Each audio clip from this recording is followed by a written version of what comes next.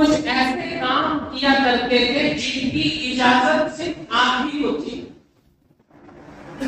آپ کے علاوہ کوئی دوسرا وہ کام نہیں کر سکتا، وہ نبی کی خصوصیات ہیں۔ جیسے اللہ کے نبی صلی اللہ علیہ وسلم صوم وصال رکھا کرتے ہیں۔ صوم وصال کا مطلب کہ دن میں بھی روزہ ہے، رات میں بھی روزہ ہے، افطار نہیں کرتے، بیچ میں کچھ کھاتے پیتے نہیں، کئی کئی دن تک اللہ کے نبی اس طریقے سے گزار دیا کرتے تھے۔ یہ صوم وصال۔ جب صحابہ نے دیکھا کہ آپ ایسا عمل کر رہے ہیں تو صحابہ تو ہر وقت تیار رہتے تھے، آپ نے جو عمل کیا صحابہ فوراً اس پر عمل کیا کرتے تھے۔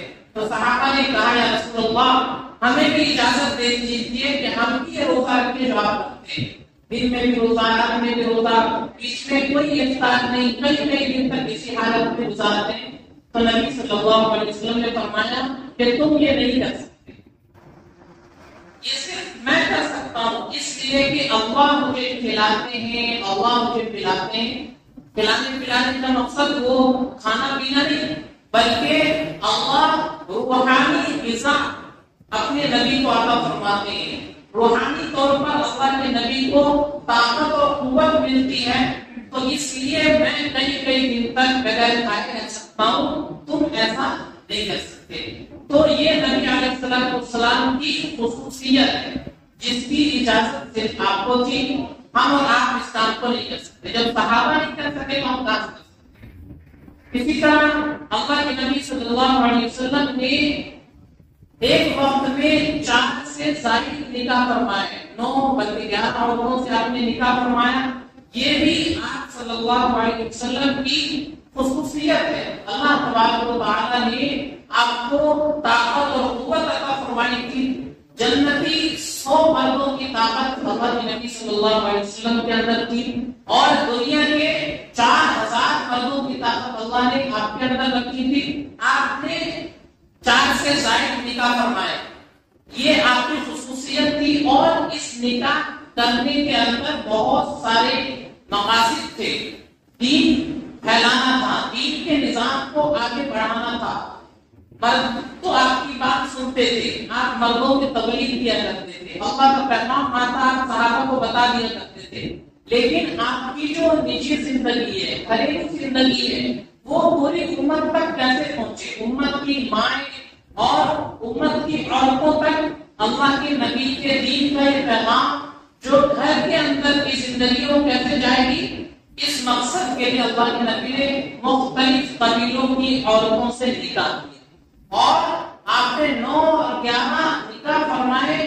اس میں صرف حضرت عائشہ صدیقہ رضی اللہ تعالیٰ عنہا صرف کنواری تھی، ان کے علاوہ باقی عورتیں بیوہ تھی، ان کے شوہر میں انتقال ہو گیا یا طلاق شدہ تھی۔ اور ایک ایک جگہ سے کئی بیویاں آپ کی ایسی ہیں جن کو 2 شوہروں نے بلکہ 3 شوہروں نے طلاق دی تھی۔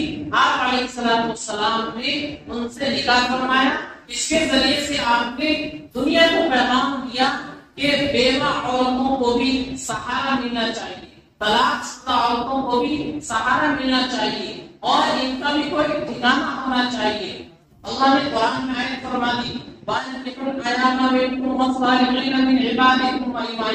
کہ جو تم میں بے نکاحی عورتیں ہیں جن کے شوہر نہیں ہیں، ان کی نکاح کی ذمہ داری اللہ نے سماج پر رکھ دی ہے، معاشرے پر رکھ دی ہے، کہ جو عورتیں ایسی ہیں جن کے شوہر نہیں ہیں، بیوہ ہو گئی ہیں، شوہر کا انتقال ہو گیا ہے یا اس کو طلاق ہو گئی ہے، آپ ان عورتوں کے نکاح کی ذمہ داری اللہ نے سماج پر اور معاشرے پر رکھ دی ہے کہ وہ ان عورتوں کے لیے اچھے شوہر کا انتخاب کرے اور اس کا نکاح کرائے۔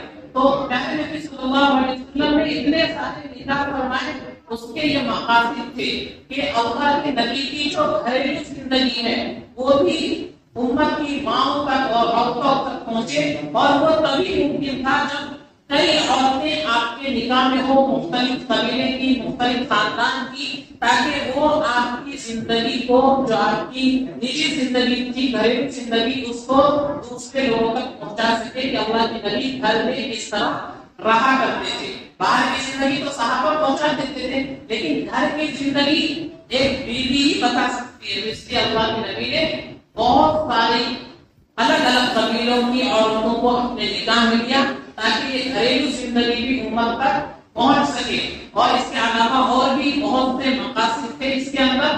تو پیارے نبی صلی اللہ علیہ وسلم کی یہ خصوصیت تھی، امت کے لیے صرف 4 تک کی اجازت ہے، اور اس میں بھی عدل و انصاف کو شرط کہا گیا ہے۔